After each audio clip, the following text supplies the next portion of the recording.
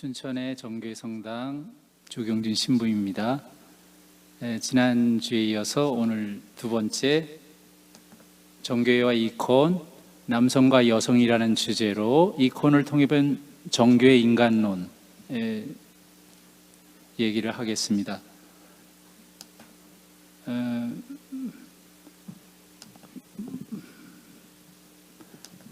먼저 기도하겠습니다.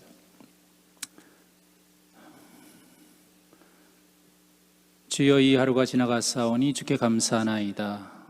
주여, 이 하루가 지나갔사오니 주께 영광을 바치나이다. 거룩한 이시여, 이 하루가 지나갔사오니 주를 찬미하나이다. 구세주시여, 간과하오니 오늘 저녁과 밤의 안식이 죄 없이 흘러가게 하시고 유혹의 침해를 받지 않게 하시어 우리를 구원하소서. 아멘.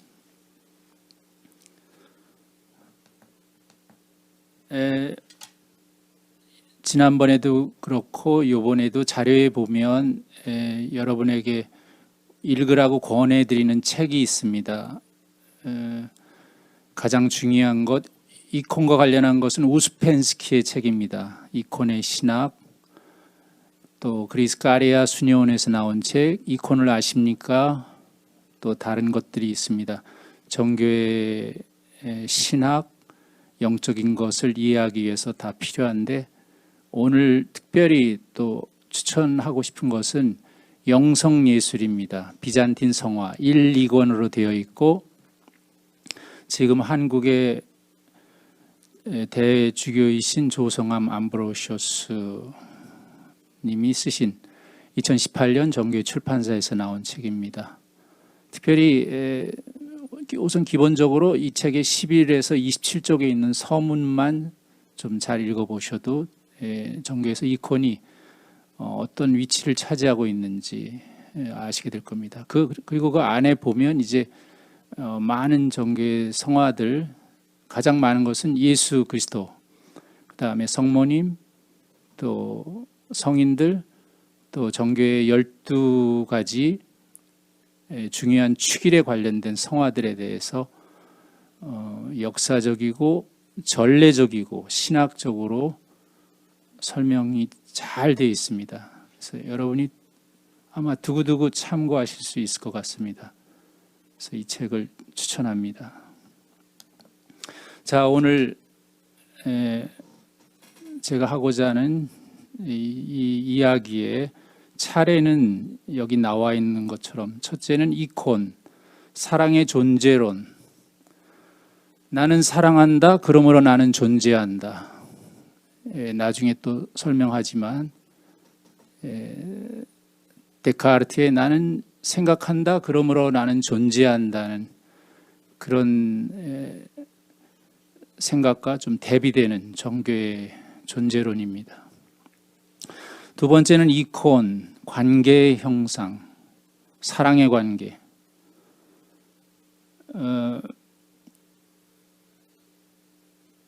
그 벨기에 카톨릭 추기경인데 그분이 이렇게 말했습니다. 우리가 하나가 되기 위해서는 서로 사랑해야 하고, 우리가 서로 사랑하기 위해서는 서로 알아야 한다. 그리고 또 중요한 신학적인 정의, 말이, 나는 내 자신이 되기 위해서 당신이 필요합니다. I need you in order to be myself. 이것이 관계라는 것에 대해서, 그리고 이콘이 그런 것을 우리에게 가르쳐 준다는 것입니다. 세 번째는 좀 더 이해를 돕기 위해서 정교의 신학을 핵심적인 것만 좀 설명하겠습니다. 그리고 네 번째는 이콘, 다시, 근데 사랑이 어떤 사랑인가? 인격적인 사랑. 이것이 이제 우리말로 번역할 때 조금 분명하지 않은 것이 있어서 꼭 개인적인 거 아니고 집단적인 거 아니고 익명의 것 아니고 인격적인 사랑, 퍼스널. 제가 이근복 목사님을 알고 이렇게 또 나중에 이제 인격이라는 것을 종교의 신학에서 어떻게 보는지 그것을 또 설명하겠습니다. 그래서 인간의 인격, 또 인격성이라는 것, 관계, 그리고 친교. 그리고 이제 오늘 주제와 관련해서 이제 조금만 이제 아담과 이브 첫 창조 때 하나님이 남자와 여자를 창조하셨다. 지난 시간에는 나와 너. 오늘은 이제 남자와 여자. 그리고 마지막에 결론을 대신해서 짧은 말로 끝맺겠습니다. 인터넷에 보면 구글이 있습니다. 저도 많이 이용하는데 모르는 거 구글 찾으면 다 나오고 물론 구글에도 잊혀질 권리가 있다는 거 유럽에서 인정했습니다. 그러니까 그런 것도 우리가 인정해 주지만 그러나 많은 사람들은 뭔가를 더 알고 싶고 또 자기를 표현하고 싶어 합니다. 근데 구글의 자료를 분석해 보면 사람들이 가장 많이 검색하는 것 첫 번째 뭘까요? 사랑이란 무엇인가 라고 합니다. 사랑이란 무엇인가? What is love? 두 번째는 어떻게 사랑할까? How to love. 그래서 이제 첫 번째, 나는 사랑한다. 그러므로 나는 존재한다. 나는 생각한다. 그러므로 나는 존재한다. 데카르트의 말. 근데 나는 사랑한다. 그러므로 나는 존재한다. 이것은 책 제목입니다. 여기 지금 오른쪽에 있는 니콜라이 사하로프, 영국에 있는 수도 사제의 책 제목입니다. 그리고 작은 제목이 소프로니오스 대신부의 신학적 유산, 이런 책, 2002년에 나온 책, 우리말로는 번역 안 돼 있죠.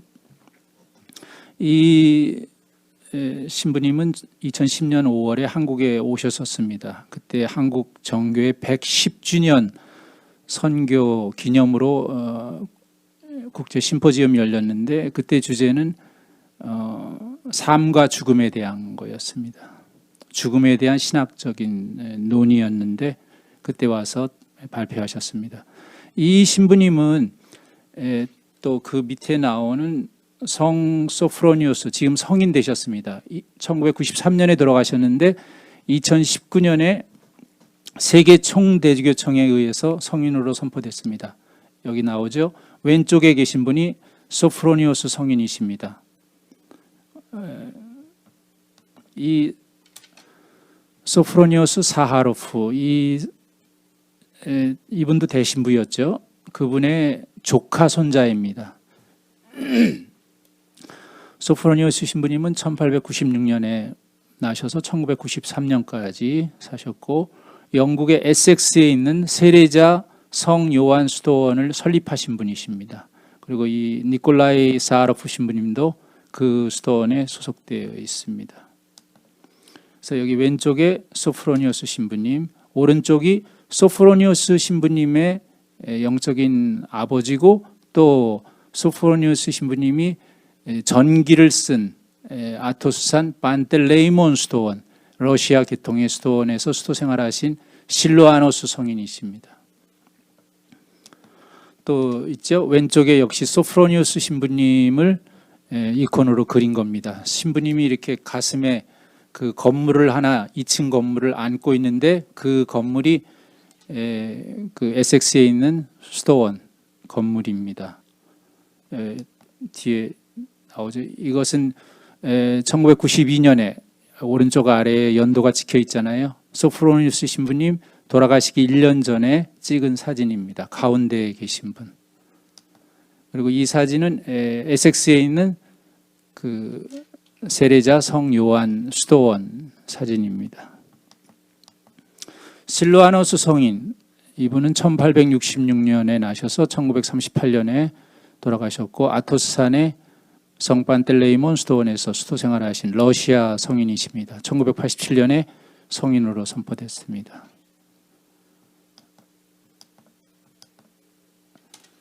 그러면 데카르트 17세기 프랑스의 철학자, 나는 생각한다 그러므로 나는 존재한다.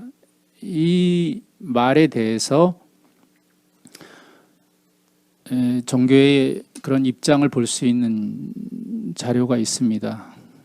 2016년에 한국 대교구에서 열렸던 신학 심포지움에서 미국의 노스 센트럴 대학 교수고 페리 하말리스 보제, 한국 정교의 소속인데 이 페리 보제가 발표한 글에 거기 잘 나와 있습니다. 자연의 지배자요 소유자로서의 인간, 그리고 죽음, 데카르트의 구상에 대한 정교의 응답.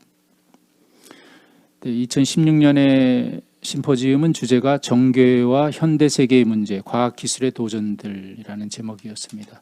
자료집이 나와 있습니다. 아마 여러분이 서울의 니콜라스 성당 안에 그 북카페나 출판사 이런 데 연락해 보면 이 자료집을 구할 수 있을 것입니다. 여기서 이제 데카르트 사진이고 페리 보제의 언급을 조금만 인용한다면 데카르트가 가장 많이 알려지게 된 주제는 인간 자신을 생각하는 자와 같은 것으로 본 주관적 전환뿐 아니라 인간 본성의 물질적 차원과 비물질적 차원을 엄밀하게 분리시킨 것입니다. 두말할 것도 없이 데카르트가 정신과 영혼에서 몸을 구분해낸 첫 철학자는 아니라 하더라도 그는 정신과 몸이라는 이원론을 철학 안에서 세련되고 정교하며 타당한 수준으로 새롭게 발전시킨 근대의 서구 사상가입니다. 또 같은 맥락에서 다른 종교의 신학자의 비판입니다. 이 글은 칼리스토스 웨어 대주교의 글인데 저희 종교회 안에는 가장 유명한 4세기, 5세기의 성요한 흐리소스토모스, 콘스탄티노플의 총대주교이고 흐리소스토모스라는 말 자체가 황금의 입이라는 말이죠. 금구라고도 번역하고 그만큼 그 신학 또 하나님에 관한 진리를 아주 명쾌하게 밝혀냈던 교부인데 그 교부를 따라서 이름을 따라서 다른 요한 크리소스토모스가 또 있습니다.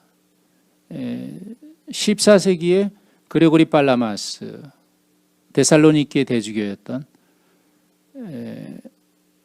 그분을 가리켜서 새로운 크리소스토모스다 이렇게 말합니다. 그리고 이제 나중에 뒤에 가면 또 제가 소개할 글의 저자인 세르비아의 대주교 니콜라이 벨리미로비치, 이분은 세르비아의 흐리소스토모스 이렇게 부릅니다. 그리고 지금 사진에 나와 있는 칼리스토스 웨어 주교는 어떤 분들이 현대의 흐리소스토모스다 이렇게 말합니다. 영국의 옥스퍼드 대학에서 오랫동안 가르쳤고 지금은 은퇴하셨고 1934년생이니까 제가 그 자료집 이거 오늘 그거 말고 자료집에 나온 거에 두 번째 강의 뒷부분에 보면 이분의 좋은 책 정교회라는 책이 있습니다. The Orthodox Church, 거기에 서문을 번역한 게 있는데 아마 여러분이 그걸 읽어보시면 정교회가 어떤 교회인지 조금은 이해하시는 데 도움이 될 것 같습니다. 자, 칼리스토스 웨어 주교, 이분은 세계 총대주교청 소속인데 이분의 정교회 말고 The Orthodox Way라는 책도 있습니다. 정교의 길. 아마 한국에서 은성출판사에서 번역했지요. 정교회의 길, 아마 이렇게. 네. 여기에서 이분은 말하기를 현대 서구의 웨스트, 서방, 서구의 문화와 교육 체계는 거의 절대적으로 이성적인 두뇌의 훈련에 기초를 두고 있으며 다음으로는 그보다 정도는 덜하지만 심미적인 정서, 감정의 훈련에 기반을 둡니다. 우리들 대부분은 우리가 단지 두뇌와 의지, 감각들과 느낌들만이 아니라 또한 영, 스피릿, 영이라는 것을 잊어버렸습니다. 현대인은 대부분 자기 자신의 가장 참되고 지고한 측면과 친교, 교제하는 것을 잃어버렸습니다. 이렇게 말합니다. 자, 그러면 이제 이콘은 관계의 형상. 안드레 리블리오프의 성삼위 또는 아브라함의 환대, 그 이콘에서는 성부, 성자, 성령의 관계, 사랑의 관계, 페리호레시스, 상호 내주하는 관계. 예수 그리스도의 이콘에서는 인간의 몸을 입은 하느님 인간, theanthropos, 신인, 신성과 인성의 관계.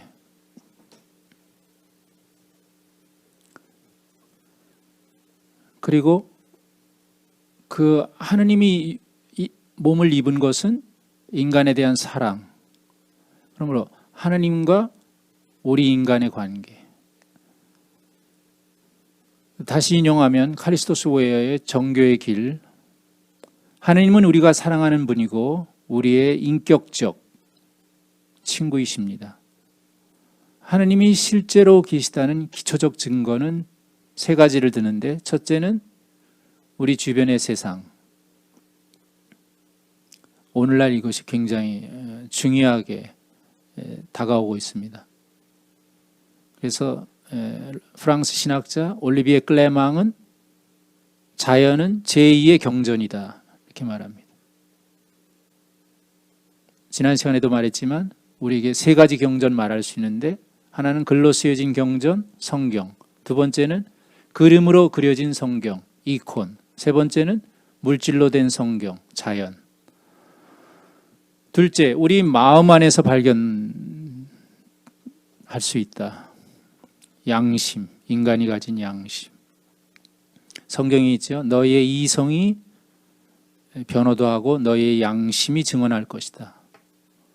도덕적인 의무, 책임감. 그리고 이제 세 번째, 오늘 우리 주제와 관련된 것, 다른 사람들과 나의 관계 안에서 하나님의 실제를 찾아낼 수 있다. 그래서 여기서 잠깐 더 이해를 돕기 위해서 정교의 신학에 대해서 말씀드리겠습니다. 정교 신학은 첫째로 교부적입니다. 패트리스틱. 20세기의 정교의 가장 훌륭한 신학자 가운데 한 분, 조지 플로로브스키. 나중에 사진도 아마 있을 텐데, 이분을 가리켜서 러시아 출신의 신학자고 유럽에 있다가 미국에 가서 가르쳤는데요. 새로운 교부적인 종합이라고 말합니다.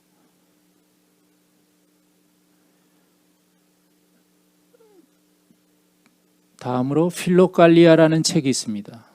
에오게의 성 니콜라스 대성당 안에 들어가면 북카페가 있는데 북카페 이름이 필로갈리아예요. 그리고 아마 아까 말씀드린 은성 출판사에서도 이 필로갈리아가 우리말로 번역돼서 나온 걸로 알고 있는데, 원래 이 책은 1782년에 이탈리아 베니스에서 출판됐습니다. 이 책을 편집한 두 사람은, 한 사람은 이제 성인이 됐고 성 니코디모스, 아토스 안의 수도자. 또 한 사람은 성 마카리오스, 고린도의 주교.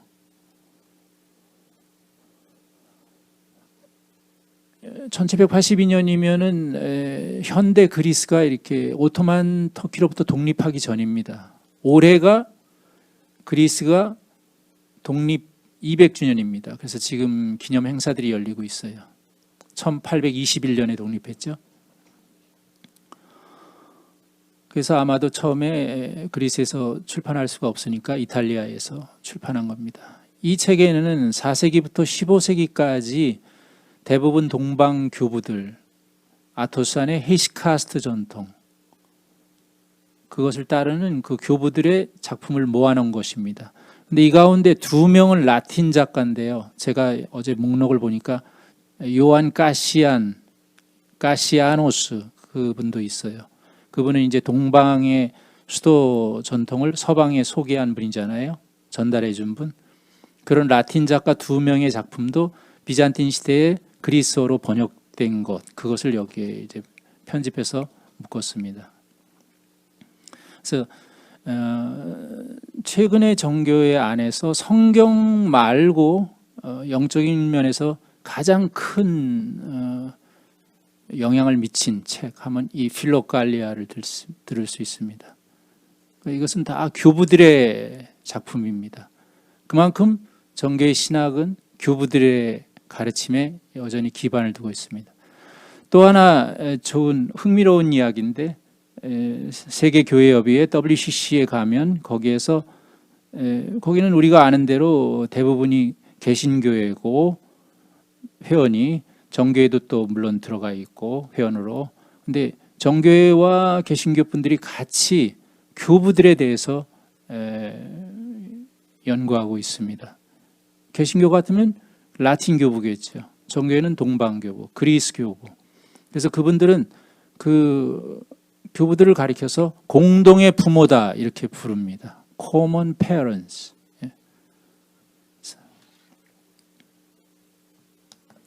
다음 두 번째로는 정교의 신학은 전례적입니다.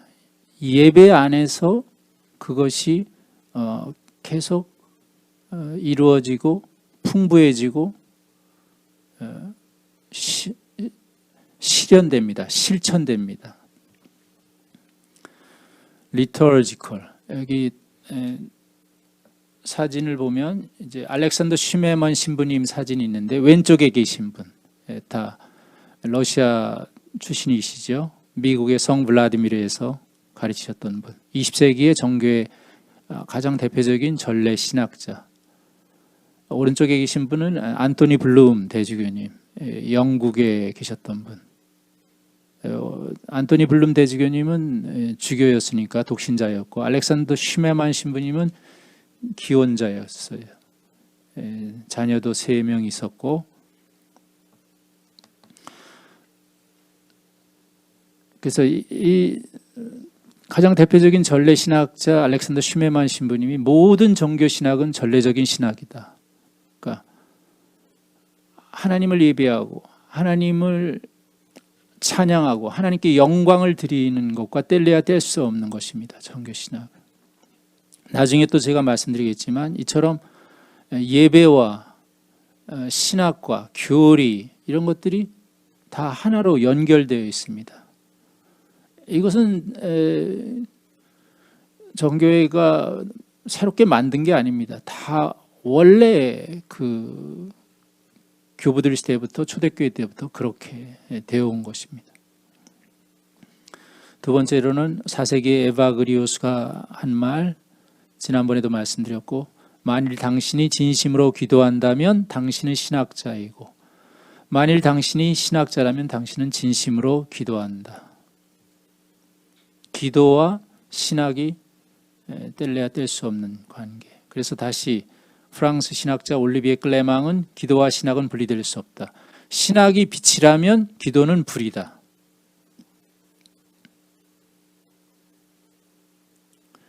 또 라틴어인데 렉스 오란디, 렉스 크레덴디 이 말도 많이 씁니다. Law of prayer, law of faith. 기도의 법은 신앙의 법. 그러니까 교리가 따로 형성되는 게 아니고 교리조차도 먼저 하나님께 기도하고 하나님을 흠숭하고 하나님을 찬양하고 하나님께 영광을 돌리고 하나님께 감사하고 우리의 죄를 고백하고 또 우리에게 필요한 것을 간청하고 그 모든 기도 속에서, 예배 속에서, 전례 속에서 우리가 믿는 바가 나온다는 것입니다.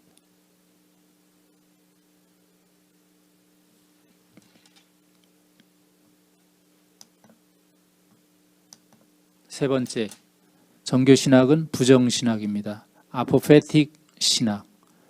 반대말은 긍정신학, 카타페틱 신학. 하나님은 우리 지식의 대상이라기보다는 경탄, 경이로움, 영어로 원더, 놀라는 거죠. 경탄의 원인이시다. 그래서 4세기 니사의 그레고리 주교, 성대 바실리우스의 동생, 니사의 그레고리 성인은 하나님의 이름은 알려지는 것이 아니다. 그것은 사람에 의해 놀라게 되고 넋을 잃고 감탄하게 되며 경이로운 눈으로 바라보게 된다. 교부 가운데 아주 그 신비신학을 말할 때 빼놓을 수 없는 교부입니다. 니사의 그레고리. 또 에바그리오스 다시 하나님은 이해할 수 없는 신비이다. 달리 말해 하나님은 하나님이 아닐지도 모른다. 그래서 정교회 기도문에 보면 주여 당신은 형용할 수 없고 보이지 아니하시며 영원하신 분이고 그런 것이 다 하나님은 이러이러한 분이다라고 정의 내리지 않고 하나님은 이러이러한 분이 아니다라고 말하는 겁니다. 그래서 하나님에 대한 긍정은 하나님에 대한 부정에 의해서 같이 균형을 맞추지 않으면 하나님에 대한 우리의 이해는 크게 잘못될 수 있다는 것입니다. 니사의 그레고리 성인 왼쪽에 성화입니다.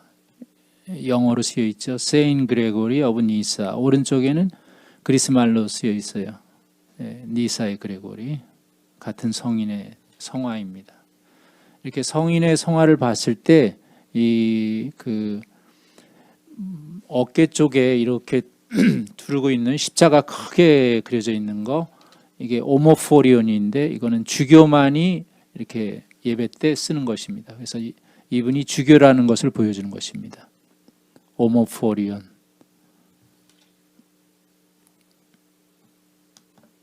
또 왼쪽에는 아까 조지 플로로브스키 대신부님, 20세기 정교 교부, 새로운 교부적인 종합을 이룬 분, 이분도 기원 사제였고, 오른쪽에 계신 분은 올리비에 클레망, 프랑스의 성직자 아니고 그냥 평신도 신학자.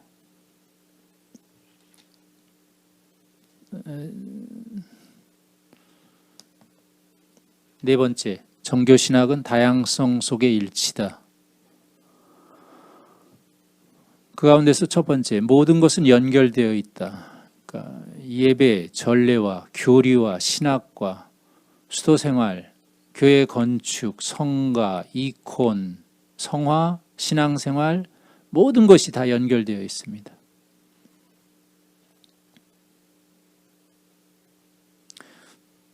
두 번째는 언제나 전인적인, 영어로 홀리스틱, 전체론적인 그런 이해를 하고 접근합니다. 그래서 미국의 정교의 한 단체가 있는데 OCAMPR이라는 단체인데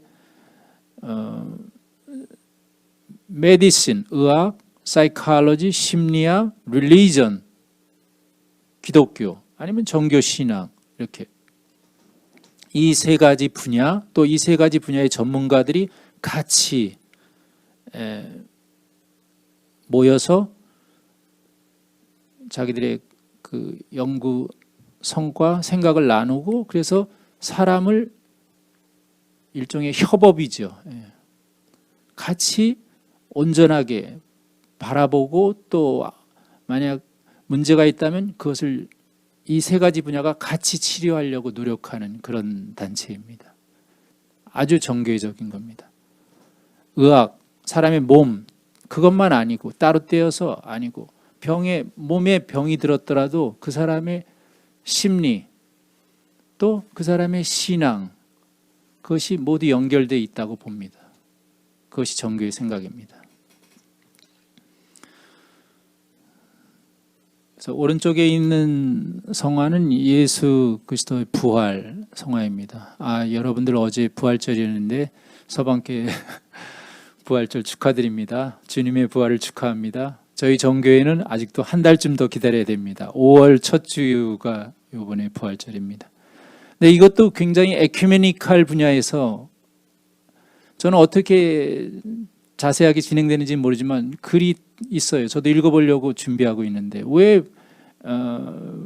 동방과 서방 교회가 이렇게 부활절이 달라지고 이걸 왜 같은 날 못하는지 아마 에큐메니칼 진영에서는 이걸 같이 하기 위해서 논의를 많이 하는 것 같습니다. 예수님의 부활 성화예요. 가장 정말 빛나는 성화입니다. 예수님이 가운데 계시고 예수님의 이코는 항상 여러분이 보실 때 머리에 이렇게 후광이 있죠. 성인들도 있지만 물론 그리고 거기에 다른 성인들과 달리 예수님은 오온이라고 쓰여 있잖아요. 그리스 말로 오온 존재하는 자. 모세가 물었죠. 당신은 누구십니까? 나는 오온이다. 나는 존재하는 자다. 그거 써놓은 겁니다. 오온 항상.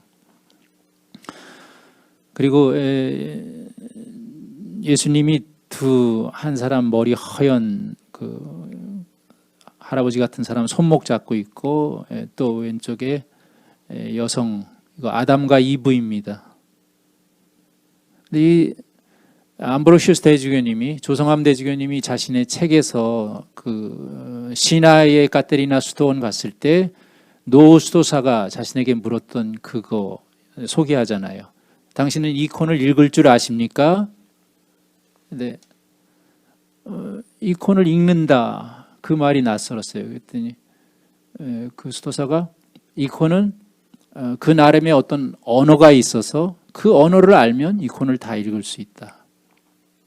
네, 그것이 하나의 문법이죠. 이 콘에 들어있는. 근데 여기도 보세요. 하나만 말하면 아담과 이브로 대표되는 두 인물이 손을 뻗쳤잖아요. 예수님을 향해서. 그렇죠? 이것이 정교의 신학입니다. 인간이 구원을 거부할 수도 있고 구원을 열망할 수도 있다는 겁니다. 최소한 구원받으려면 인간이 손은 뻗쳐야 돼요. 인간은 아무것도 안 하고 주님이 와서 우리를 그냥 구원해 주지 않는다는 거예요. 그래서 두 사람이 손을 뻗쳤잖아요. 근데 손을 잡은 누가 잡았습니까? 아담과 이브가 예수님의 손목을 잡았습니까? 아니면 예수님이 두 사람의 손목을 잡았습니까? 이것이 중요한 거예요. 예, 사람이 구원을 열망하고 바라지만 결정적으로 우리를 구원하는 분은 예수 그리스도라는 것을 이 손목을 예수님이 잡고 있는 그것에서 보여주는 것입니다. 이처럼 하나의 이것이 이콘의 문법이고 언어입니다. 그리고 제가 아는 바로는 이제 오른쪽에 여성이 이제 한쪽 손은 이렇게 다 이렇게 천으로 가렸잖아요. 그렇죠? 그것은 이제 이브가 먼저 그 선악과를 따먹었잖아요. 그래서 더 이렇게 자신의 그 잘못을 이렇게 겸손한 마음으로 자기 손을 다 이렇게 천으로 가리고 있다고 그렇게 들었습니다. 네. 그다음에 이제 정교에서 가장 유명한 성당 건축, 지금의 터키 이스탄불, 그 이전에는 비잔틴 제국의 콘스탄티노플, 아야소피아 성당입니다. 지금 근데 터키 정부가 이걸 모스크로 다시 바꿨어요. 그래서 전 세계에서 종교인들이 이것에 대해서 항의하고 비판하고 있는데, 어쨌든 이 아야소피아 성당은 정말 엄청난 건축물입니다. 6세기죠. 유스티니아노스 황제 때 지어진 건축물. 로마의 성 베드로 성당이 지어지기 1000년 전에 지어진 건물입니다. 제가 정말 여러분들에게 종교인이 아니어도 우리가 교회가 분열되기 이전에 500년 되니까 6세기 하나였던 그 시절에 지어진 이 위대한 건축물을 여러분이 한 번쯤 가서, 나중에 코로나 상황이 좀 나아지고 여행이 자유로워지면 정말 한번 가서 보시라고 권해드리고 싶어요.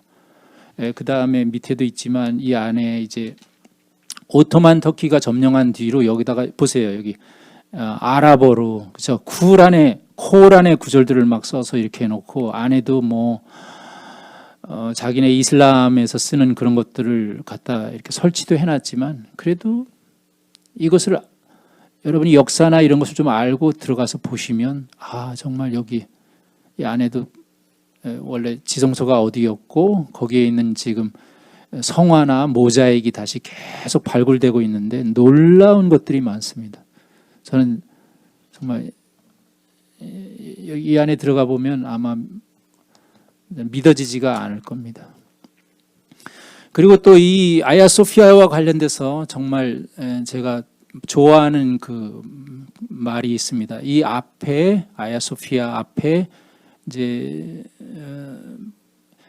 아토산의 폴피리오스 성인도 그러셨고, 그 영적인 아버지에게 아토산에서 처음에 배울 때 영적인 아버지들이 항상 성당에 가기 전에는 손을 씻으라고 이렇게 가르쳤다고 합니다. 이 아야소피아 앞에도 그 이렇게 손을 씻는 그런 것들이 돼 있을 것이고, 지금 무슬림들도 그렇게 하잖아요. 모스크에 들어가기 전에 손도 씻고, 그 사람들은 뭐 발도 씻고 이러더라고요.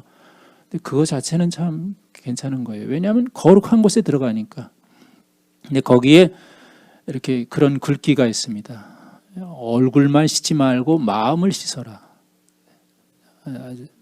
정말 정교회뿐 아니고 그리스도교의 가르침 전체, 복음서의 가르침 전체, 우리의 영적인 삶의 가르침 전체, 사순절의 가르침 전체를 한마디로 요약해 주는 말이 아닌가.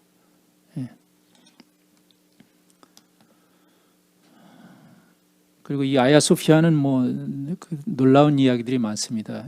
지금의 러시아, 옛날에 10세기에 그때 슬라브 민족의 처음 시작이고 중심이었던 것, 지금 우크라이나의 키예프, 그 키예프의 대공 프린스 블라디미르가 자기의 종교를 정하기 위해서 사신들을 보내서 이것저것 다 다니고 마지막에 콘스탄티노플의 아야소피아에 가서 거기서 사람들이 예배하는 것을 보고 그 대공에게 편지를 썼고, 그것이 이제 결정적으로 블라디미르가 정교의 신앙을 자기의 종교로 받아들이게 되는 그런 역사적인 이야기가 있죠.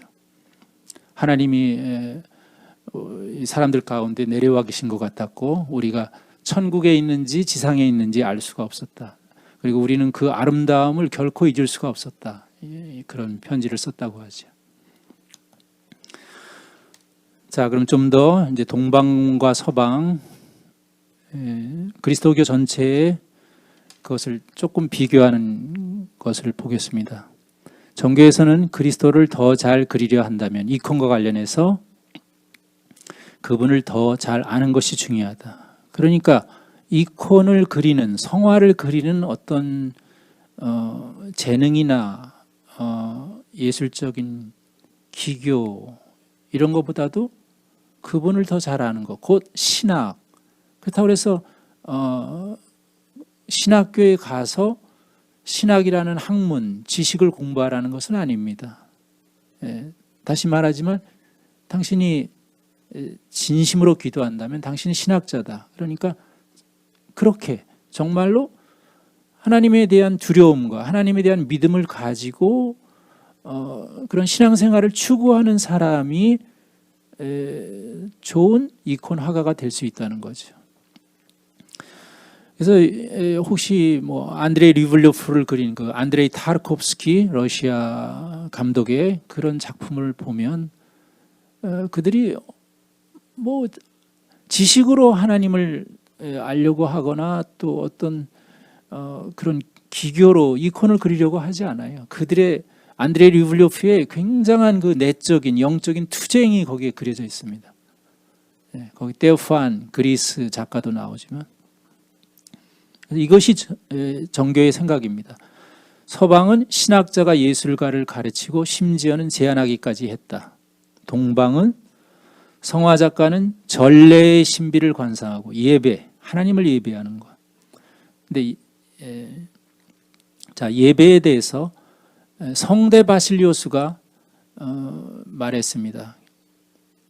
예배, 기도, 전례. 그러면 첫 번째는 하나님의 영광을 찬미하는 것입니다. 그래서 정교에서 조가 끝나고 성찬 예배 하기 전에 부르는 성가가 영광송입니다. 대영광송, 녹살라지.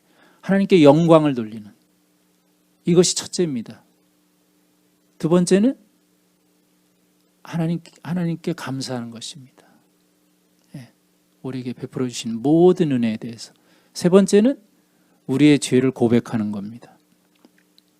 마지막에 네 번째가 우리에게 필요한 것을 구하는 것입니다. 청원하는 것. 이것이 정교의 기도고 정교의 예배입니다. 그래서 이러한 예배의 신비를 관상, 몸과 마음으로 영혼으로 보고 느끼고 두려움에 떨고 놀라고 경탄하고 신학자를 가르치는 사람으로서 성령의 능력을 받은 사람이다. 또 서방은 동상이 있죠. 돌로 또는 청동, 동상이나 예수의 인간 모델 등을 통해 전통적으로 그리스도의 인간적인 본성을 강조하였다. 예수님은 분명 완전한 사람이셨습니다. 동방은 양식화를 통해, 양식화라는 것은 어떤 전형적인 그 스타일을 갖추는 거예요. 임의로 바꾸지 않고 딱 고정된. 그것도 마찬가지로 이콘의 언어고 이콘의 문법이죠.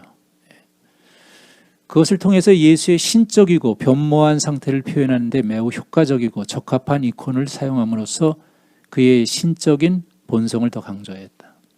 이것에 대해서 또 말씀드립니다. 여기 왼쪽에 계신 분은 레브질레 신부님, 프랑스 출신이었고 카톨릭 전통 안에서 자라나셨고, 근데 아마 1차 세계대전 거기에 참전하셨다가 또 포로가 됐었고, 그다음에 이제 정교인이 되셨는데, 또 오른쪽에 있는 사진은 이제 이분은 나중에 영국에서 생을 마치셨어요. 오른쪽의 사진도 이제 두 분인데 왼쪽은 레브질레 신부님, 이분은 독신사제입니다. 아키만드리티스. 그리고 오른쪽에 더 좀 젊고 안대리 입으시고 십자가 있고 이분이 안토니 블룸 대주교님. 수로즈에 아까 앞에 나왔었죠. 알렉산더 슈메먼 신부님과 같이 있었던 분. 안토니 블룸 대주교님. 이분의 책은 서강대학교의 김승혜 교수님이 번역하셨죠. 벌써 예전에. 기도에 대해서 많은 가르침을 주었던 안토니 블룸 대주교님입니다. 돌아가셨죠. 레브질레 신부님이 정교회를 표현한 건데 아주 마음에 와닿는 정말 시와 같은 그런 표현입니다. 낯선 정교회, 너무나 가난하고 너무나 연약한 교회, 서방교회와 같은 조직과 문화는 없지만 마치 기적처럼 수많은 시련과 투쟁을 통해 생존해온 교회, 역설과 역설, 패러닥스, 대조로 가득한 교회. 너무도 전통적이지만 동시에 또한 너무도 자유롭고 너무나 고대적이지만 동시에 너무도 생생하게 살아있고 너무도 예전적이지만 리터지 동시에 너무도 개인적이고 신비적인 교회. 때로는 먼지에 쌓여 있기도 하지만 복음이라는 값비싼 진주를 고귀하게 간직해온 교회. 무엇보다도 어둠과 침묵 속에서 순결과 가난과 금욕과 겸손과 용서의 영원한 가치를 보존해온 교회. 자주 행동에는 무지했지만 이 말은 맞는 말인 것 같아요. 그 누구도 부활의 기쁨을 찬양할 줄 알았던 교회. 그 누구보다도 부활의 기쁨을 찬양할 줄 알았던 교회. 이것이 바로 정교회입니다.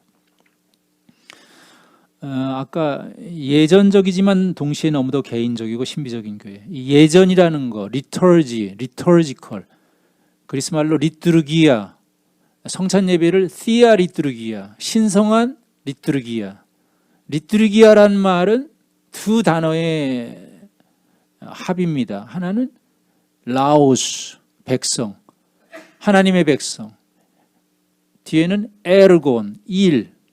그러니까 하나님 백성의 일이 리투르기아입니다. 리터지, 예배. 그러니까 하나님 백성이 할 일은 뭐예요?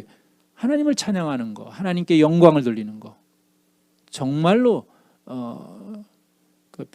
뗄래야 뗄 수가 없는 거예요.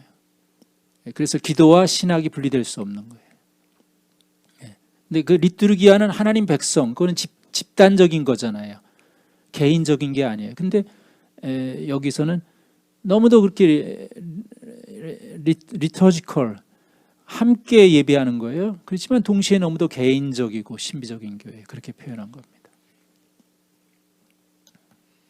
또 다른 정교의 그 영적인 면을 잘 표현해 준 분, 바실리오스 곤디카키스, 아토산의 이비론 스톤의 전 원장이었습니다. 이분 예전에 한국에 오셨었어요. 양구에서 이제 박노양 형제님하고 다른 분이 이제 수도 생활 하려고 할 때 이분이 와서 보셨어요. 저도 만났습니다. 영광스럽게도 같이 가서. 이분이 신학자고, 이분이 하신 말씀, 정교는 증거를 들어서 사실임을 보여주지 않고 우리를 매혹시킨다, 또는 마음을 사로잡는다. 정교 신앙은 논증이 아니라 성령 안에서 자유를 가지고 살아가는 것이다. 여기서 또 이제 나중에 존 지치울라스 페르가몬의 대주교, 그분의 또 인간 인격에 대한 얘기를 할 텐데, 그분이 또 하신 말씀이 있어요. 초대교회 때부터 교부들은 두 가지의 서로 다른 길이 있었어요. 하나는 마음의 길, 하나는 정신의 길, 하나는 마음의 길. The way of mind, the way of heart. 그러면 정신의 길을 대표하는 교부는 오리게네스, 그다음에 에바그리오스. 이 라인은 정신의 길이었어요. 그런데 마음의 길은 마카리오스. 마카리오스의 신령한 설교, 이런 책 번역돼 있죠. 감리교의 존 웨슬리가 영향을 받은 마카리오스, 그리고 그 다음에 고백자 막시모스, 8세기 교부, 14세기의 그레고리 팔라마스. 이런 교부들의 길은 마음의 길입니다. The way of heart. 정교의 길은 물론 정교회가 정신, 이성, 이것을 부정하는 것은 아닙니다. 거기에 너무 중점을 두는 거, 그것만이 유일한 것처럼 하는 거. 예를 들면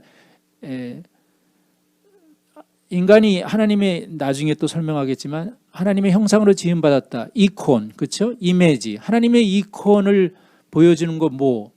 가장 대표적인 거 이성, reason. 생각할 수 있는 힘, 부정하지 않아요. 그런데 만약에 그것이 지나쳐서 합리주의, 이성주의, rationalism, 그것은 신앙의 길이 아니라는 거죠. 다음 이제 니콜라이 벨리미르보치, 세르비아의 대주교. 이분도 2차 대전에 참전했다가 나치에게 붙잡혀가지고 강제 수용소로 갔고, 거기서 이제 연합군에게 해방됐어요. 그래가지고 2차 대전 이후에 지금 세르비아 뭐 여러 나라로 갈렸잖아요. 크로아티아, 몬테네그로, 뭐 슬로베니아.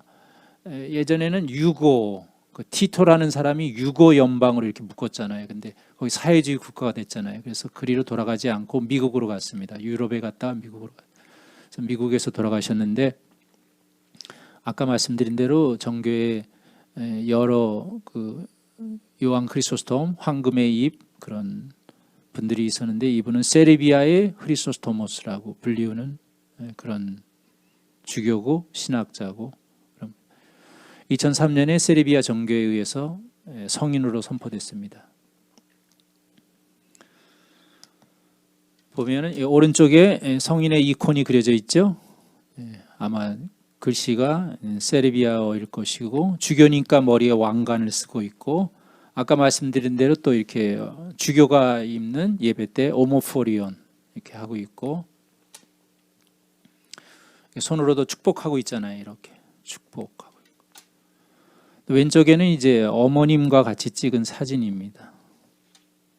이 성인이 동방과 서방에 대해서 쓴 글인데 아주 인상적입니다. 그래서 여러분에게 소개하겠습니다.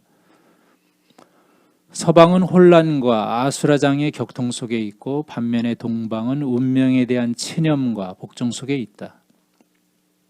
서방은 계속해서 지식의 나무를 포식하면서 점점 더 지식에 대한 허기를 느낀다. 동방은 생명의 나무 아래에 앉아있지만 그 열매에 다다를 수가 없다. 서방은 조직에 대한 열광과 조증이 있고, 동방은 유기체에 열광한다. 올거니즘. 아까 말했잖아요. 다 연결돼 있다고. 그렇죠? 네. 서방은 끊임없이 외적인 일을 벌이는 반면에 그 내적 가치는 하나둘씩 사라져간다. 동방은 부단히 그 내적인 가치를 일구는 반면에 외적인 것은 쇠락하여 사라져간다. 서방은 가공할 바벨탑을 쌓아 올리는데, 그러나 이 탑이 깎아서 다듬지 않은 돌로 만들어진 까닭에 한쪽으로 기울어져서 곧 무너지고 말 것만 같다. 동방은 땀을 흘리며 돌에 돌을 덧붙여 가장 아름다운 돌들로 창조하려고 애쓰지만 그 모든 것을 하나의 구조적 건축물로 완성하지는 못한다. 서방에서는 사물들이 개발되고 빛을 발한다. 반면에 사람은 어둠 속에서 갈수록 더 야수처럼 되고 얼굴을 베일로 가리운다. 동방에서는 소수의 사람들만이 함양되고 빛나는 반면에 사물은 황무지에서 잊혀지고 그곳의 잡초들 속에서 번성한다. 서방은 무엇보다도 먼저 사람의 작품을 믿고, 그 다음으로 하느님의 작품을, 그리고 마지막으로 하느님을 믿는다. 동방은 하느님을 믿는다. 그러나 하느님의 작품을 없애버리고 사람의 작품은 거부한다. 이것이 바로 서방의 일치가 없는 까닭인데, 일치는 오직 하느님 안에서만 발견되는 것이기 때문에 서방은 결코 일치를 성취할 수 없다. 그리하여 동방은 내적 일치를 지니고 있다. 그러나 그것을 내부의 작동 방식에 적용하길 원하지 않는다. 이런 이유로 서방의 활동이 아주 자주 전쟁으로 치닫는 것이며, 동방의 활동은 운명에 대한 체념과 굴복으로 변하는 것이다. 당신은 왜 일이 이렇게 되어야만 하는지 묻는가? 왜냐하면 서방은 그리스도를 받아들일 수가 없고 동방은 예수를 받아들일 수가 없기 때문이다. 또는 서방은 사람을 인정하지만 하느님을 인정하지 않기 때문 반면에 동방은 하느님을 인정하지만 사람을 인정하지 않기 때문이다. 이것이 바로 서방이 그 자신을 혼란의 심한 고통 속에서 발견하는 이유이며, 동방이 운명에 대한 체념 속에 있는 자신을 보게 되는 까닭이다. 예수 그리스도는 동방과 서방 둘 다를 그 품 안에 두시기 위해 당신의 두 팔을 뻗치시지만 그렇게 하실 수가 없다. 그분은 열반과 피한 지향성 탓에 동방을 품으실 수가 없고 칼 때문에 서방을 품으실 수가 없다. 동방과 서방 모두가 당신의 영혼 안에 있다. 혼란과 체념은 같은 들판에 뿌려졌다. 지식의 나무와 생명의 나무는 서로 곁에 나란히 서서 자란다. 동방과 서방은 우리 한 사람 한 사람 안에서 갈등을 일으킨다. 이것은 양자가 함께 기거하는 것이 아니라 충돌한다는 것을 뜻한다. 만일 동방과 서방이 갈등 대신에 동거와 공존을 선언한다면 우리들 안에 평화가 지배하게 될 것이고, 세상에는 혼란과 운명에 대한 체념 대신에 긍정적이고 차분하며 절제된 또 다른 힘이 자리 잡게 될 것이다. 생명의 나무를 알도록 하라. 그러면 동방과 서방 모두의 질병에서 치유될 것이다. 당신은 건강하고 완성된 인격이 될 것이다. 그리고 건강하고 완성된 인격은 낙관적이다. 그리하여 활동과 신앙, 곧 이 질병의 두 가지 서로 다른 반대쪽 측면은 혼란의 격심한 고통과 운명에 대한 포기라는 쓰레기장 속에서 마침내 꽃을 피우게 될 것이다. 이제 거의 뒷부분으로 이콘, 인격적 사랑의 표지다. 사인, 퍼스널한 사랑의 사인, 표지. 아까 말씀드린 조성암 대주교님의 영성예술에서 성화는 우리가 단지 하나의 개체가 아니라 인격체로서 하느님의 모습으로 창조되었다는 것, 그리고 그 하느님의 모습을 이웃의 얼굴에서 찾을 수 있다는 것을 일깨워준다. 난민, 외국인, 타종교인, 병자, 빈자 등 모든 타자는 그리스도의 모습이 형제 안에, 우리 안에 있음을 알게 해준다. 타자의 모습은 우리 자신의 구원에 대한 강력한 관심을 불러일으키기도 하지만 우리 구원의 전제가 되기도 한다. 왜냐하면 그리스도 안에서 우리 구원의 완성은 먼저 이웃의 구원을 위한 고뇌와 투쟁이 있어야 하기 때문이다. 주님이 용서하라, 그러면 용서받을 것이다 라고 말씀하시며 명하셨던 것처럼 이웃이 없이는 구원받을 수가 없다. 이것이 가슴속에 깊이 새겨진 성령의 법, 곧 법의 완성이다. 4세기에 이집트의 대마카리우스 성인이 한 말입니다. 또 이런 점에서 성대 안토니우스, 이집트 사막의 수도자들의 아버지, 그의 가르침은 매우 적절하다. 삶과 죽음이 이웃에게 달려있다. 왜냐하면 형제를 얻으면 하느님을 얻고 형제를 추문에 들게 하면 그리스도께 죄를 짓는 것이기 때문이다. 그래서 지난 시간에도 소개했던 것처럼 한 사람의 그리스도인은 그리스도인이 아니다. 우누스 흐리스티아노스, 눌루스 흐리스티아노스. 또 다른 표현도 있죠. 어느 누구도 홀로 구원받을 수 없다. 이것이 그리스도의 메시지입니다. 또 다른 말, 나를 위한 빵은 물질적인 일이고 다른 사람을 위한 빵은 영적인 일이다. 또 요한 크리소스토무 성인이 한 말, 주라 그리고 천국을 사라. 누군가 준다는 것은 우리에게 우리 이웃이 있는 것이고 내 앞에 누군가가 있는 것이고. 그래서 지난번에도 말한 것처럼 우리가 이 지상에서 사는데 가장 중요한 것 세 가지. 첫째, 지금 이 순간. 지나간 과거 아니고, 앞으로 올 미래 아니고, 지금 이 순간. 두 번째, 내 앞에 있는 누군가. 세 번째, 그를 사랑하는 것. 대바실리오스 성인이 한 말. 당신이 입지 않는, 당신의 옷장에 있는 입지 않는 옷은 헐벗은 자의 것이다. 당신이 신지 않는 신발은 맨발인 사람의 것이다.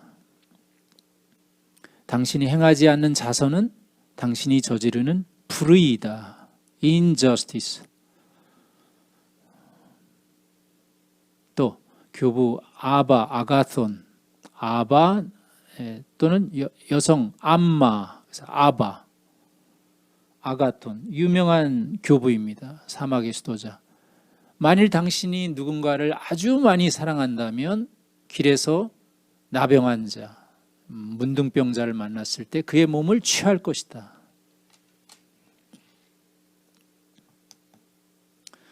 그래서 다시 한번 이제 지난 시간에 이어서 이제 정교인간론의 근거를 다시 요약해 보겠습니다. 첫째, 성삼위이신 하나님. 그것을 잘 보여주는 사건, 예수님의 세례, 요르단강에서. 오른쪽에 성화 있죠. 이거 20세기 그리스에서 유명한 성화작가 꼰더글루의 작품입니다. 예수 그리스도 제2위격 계시고 하늘에서 음성이 들려왔어요. 성부 하나님의 음성, 그리고 예수님 위에 비둘기 모양으로 성령이 강림했다. 성삼위가 같이 나타났습니다. 성삼위, 아기야 트리아다, 홀리 트리니티. 그 하나님은 존 지질라스 대주교님의 말대로 하나님의 존재는 관계하는 존재이다. 홀로 있지 않아요. 유대교의 하나님, 이슬람의 알라, 기독교의 하나님과 다른 거예요. 이거 한 하나님, 그러나 세 인격, three person. 다른 말로 휘포스타시스. 휘포스타시스는 영어로 substance, 본체 이렇게 번역합니다. person은 원래 프로소폰, 인격. 또 페리호레시스, 성삼위 하나님이 서로의 안에 거주하는 것, interpenetration, 상호내주. 그래서 이제 예배로 보면 정교에서 예배, 성찬 예배 시작할 때 이렇게 시작합니다. 성부와 성자와 성령의 나라가 이제와 항상 또 영원히 있나이다. 정교의 예배에 여러분이 참석하면 이 성부, 성자, 성령을 끊임없이 계속 말해요. 어떤 소연도 끝나고 또 어떤 부분 끝날 때마다 그냥 하나님께 영광을 아니고 성부, 성자, 성령, Father and the Son and the Holy Spirit. 또 조가 시작할 때도 거룩하시고 일체이시고 생명을 주시고 나누이지 아니하시는 성삼위께, 여기서 일체이시고라고 번역했는데 원래는 오모우시오예요. 이거 그 옛날 공의에서 나오잖아요. 오모우시오, 본질이 같으신, consubstantial. 성부, 성자, 성령은 본질이 같으십니다. 두 번째, 예수 그리스도 하나님의 아들, 그렇죠? 하나님의 말씀, 요한복음 1장 1절 말씀, 한 처음에 태초에 말씀이 계셨다. 로고스, 제2위격. 예수 그리스도는 육신을 취하셔서 완전한 사람이 되셨기 때문에 하나님 사람, 신인. 세 번째, 하나님의 아들이, 하나님의 말씀이 로고스가 인간이 되셨어요. 육화, 여러분이 표현대로 하면 성육신. 신학자 그레고리 4세기에 그의 말, 취하지 않은 것은 치유되지 않는다. 하나님이 우리 타락한 우리의 몸을 취하셔서 사람이 되셨어요. 그래서 이 몸이 하나님처럼 될 수 있는 길이 열린 거예요. 또 너무 유명한 말, 아다나시오스 알렉산드리아 총대주교의 말, 하느님이 사람이 되셨으니 이제 사람이 하느님이 될 수 있으리라. 여기서 정교는 그 신화의 인간학, 데오시스를 말합니다. 자, 그러면 이제 사람은 어떤 존재인가? 하나님의 형상, 하나님의 이콘, 하나님의 이미지, 하나님의 모습, 하나님을 되비춰주는 거울처럼 반영하는 그런 존재. 거룩한 존재. 하나님이 거룩하니 우리도 거룩하게 돼야 되는. 또 신비스러운 존재. 다 알 수 없어요. 같은 인간이지만 다 알 수 없어요. 신비라고 하는 말, 그리스 말 미스티리온, 그것은 동사 미온에서 왔는데 그것은 눈과 입을 다문다라는 뜻이래요. 말로 더 이상 그것을 할 수 없기 때문에 바실리오스 성인의 말대로 하면 말로서 표현할 수 없는 것에 대해서는 침묵으로 경의를 표하라. 이것이. 그리고 사람은 작은 우주, 우리 안에 이 온 우주에 그것이 다 들어 있습니다. 마이크로코즈모스. 그리고 분리될 수 없는 것, 몸과 영혼. 그래서 아까 말한 대로 홀리스틱한, 전체론적인, 전인적인 그런 접근 이해 필요합니다. 교부들은 사람을 몸과 영혼으로 두 가지의 결합체로 본 분도 있고, 몸과 우리말로 하면 뭐랄까, 혼 또는 누스 또는 프시키와 스피릿, 이렇게 세 가지의 합으로 본 분도 있고, 달라요. 조금 통일되지는 않아요. 어쨌든 인간은 몸과 두 개로 보면 body, 몸, soul, 영혼의 합체다. 창세기 1장 26절, 하나님께서는 우리 모습을 닮은 사람을 만들자. 여기 보세요. 왼쪽에 창조주인데 예수님을 그린 거예요.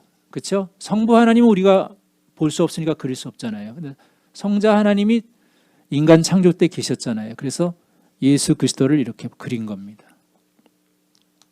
그 다음 소트리오스 대주교님이 정교의 교리서에서 하신 말씀, 70인역 구약성경 본문에 따르면 기원전에 히브리 마소라 텍스트에서 그리스말로 옮긴 거, 아까 그 창조에 대한 거, 이 문장은 직역하자면 우리 형상대로 이콘, 우리를 닮도록 사람을 만들자가 된다. 70인역을 사용했던 알렉산드리아의 필론, 유대인 철학자를 비롯한 후기 유대교 랍비들뿐만 아니라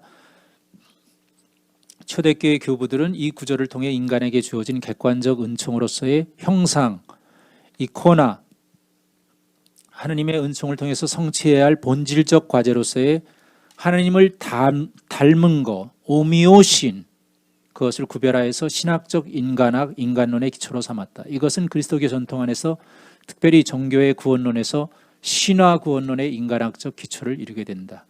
그럼 하나님의 이콘, 형상이라는 것은 어떤 거냐? 생각하는 능력, 지혜, 신중함, 창조성, 자유의지. 하나님을 닮은 것은 하나님의 정의, 하나님의 진리, 사랑, 거룩하심, 이런 것입니다.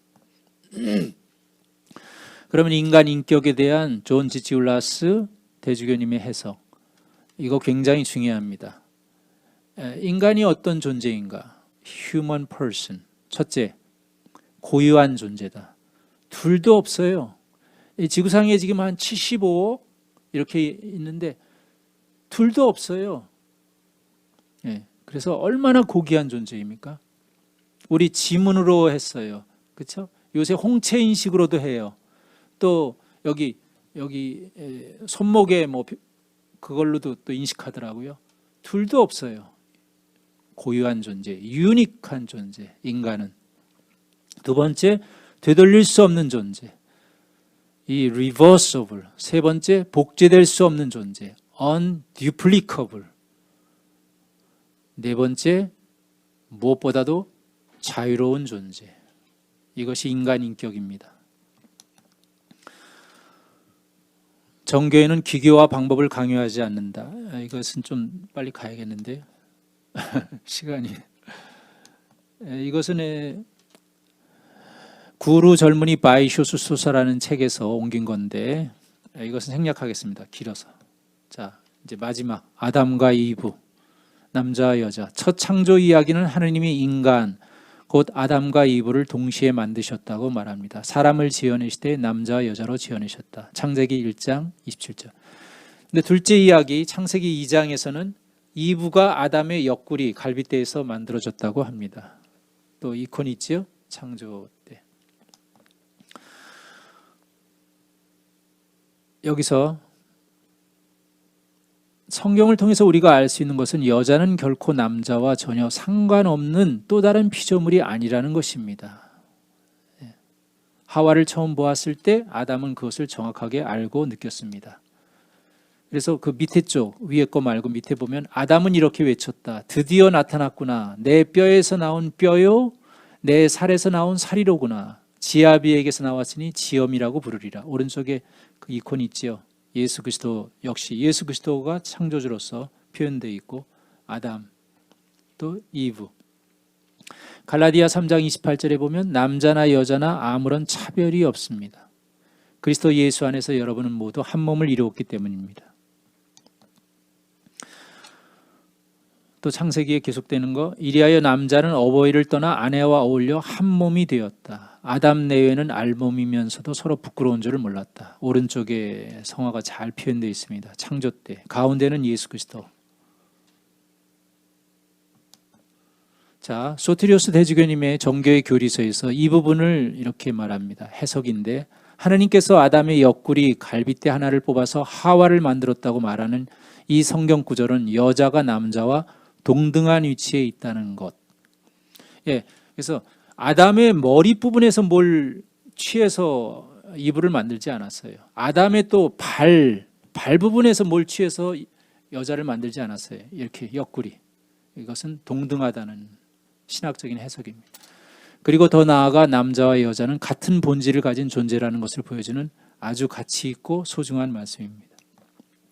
소티리오스 대주교님이십니다. 청평에 있는 수도원에 계시고요. 75년부터 한국에서 선교하고 계신 그리스 대주교님이십니다. 하나님께 보내는 어린이의 편지가 있는데 좀 넘어가야겠네요. 여기서도 이제 이 아이의 말을 하나 소개할까요? 아이들은 정말 솔직하게 또 아주 순수하게 말합니다. 자, 하나님 제 동생을 주셔서 감사합니다. 하지만 제가 진짜 갖고 싶은 것은 강아지랍니다. 이렇게. 네. 왜냐하면 예수님이 말씀하셨잖아요. 누구든지 어린이와 같이 순수한 마음으로 하나님 나라를 받아들이지 않으면 결코 거기 들어가지 못할 것이다. 마르코복음 10장에. 그래서 우리 어른들은 때때로 신앙을 지적으로 이해하고 생각하고 이치를 들어서 설명하고 합리성을 추구합니다. 그러나 반대로 어린이는 분석하지 않고 느끼며 지적인 이해가 없이도 감지합니다. 참된 신앙은 하나님과 여기서 개인적인 인디비주얼한 거 아니고 사실 그리스도교 신앙은 공동체적인 거예요. 아까 예배도 리터지, 리투르기아, 백성들의 일이라고 그랬잖아요. 함께 하는 겁니다. 커뮤널, 영어로 말하면 커뮤널, 공동체적인 거.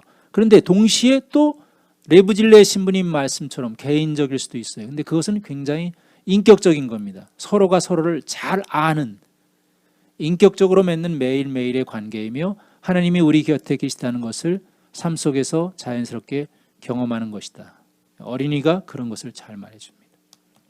자, 이제 마지막 결론을 대신해서 여기 다시 가운데 알렉산더 슈메만 신부님, 왼쪽에 사모님 줄리아나 슈메만, 오른쪽에 여러분 아시는 알렉산더 솔제니친 러시아 작가, 또 여기 가운데 수도사 칼리스토스 웨어 대주교님이십니다. 아마 젊었을 때.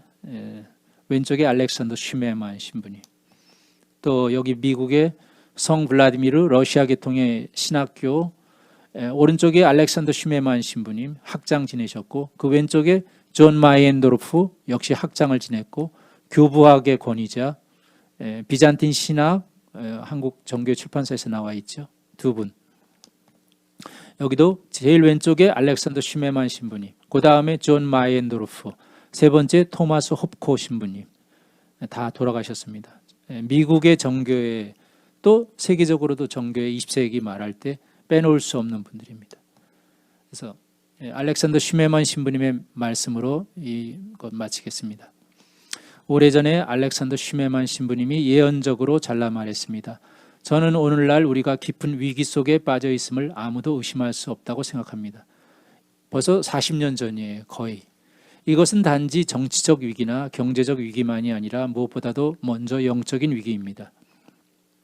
영들을 분별하십시오. 이 세상에서 활동하는 것은 추상적인 개념도 익명의 비인격적 현상도 아니기에 이것은 영적인 분별입니다. 모든 것 뒤에는 인격적인 현존이 있습니다. 싸움이 이 세상 안에 있다고 믿는 것을 결코 멈추지 마십시오. 그리고 그 투쟁은 정치적이거나 경제적인 구조와 체계들 사이에 있지 않습니다. 아닙니다. 그 투쟁은 인격적인 것입니다. 퍼스널한 것입니다. 그것은 하나님의 영입니다. 그것은 악마의 영입니다. 이런 점에서 힘들어 보이고 심지어 세상에 알려지지 않더라도 악에 대한 모든 인격적 승리는 전체 상황에 대해 영향과 충격을 줍니다. 이것으로 마치겠습니다.